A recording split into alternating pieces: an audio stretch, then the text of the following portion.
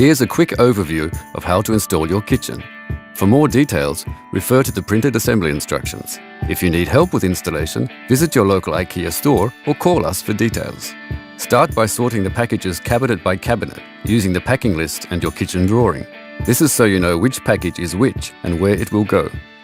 Make sure all the plumbing and electrical work is complete and that you know where the floor's highest point is and which, if any, of the corners are not 90 degrees. Mark out your new kitchen cabinet by cabinet and mark where the suspension rails will go. The base rail should be 82 centimeters above the floor's highest point. Before installing any product, always refer to the printed assembly instructions. Start by fastening the rails, base cabinet rails first. Use a spirit level to level them, then assemble your wall cabinets. Hang your wall cabinets, starting in the corner. Then assemble your base cabinets, including the legs.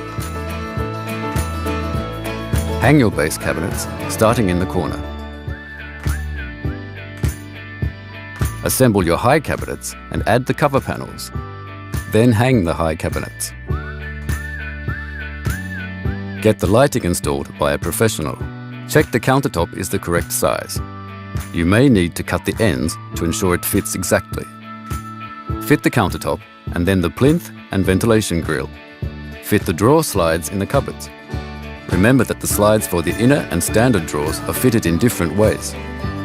Refer to the printed assembly instructions for details. Then assemble the drawers.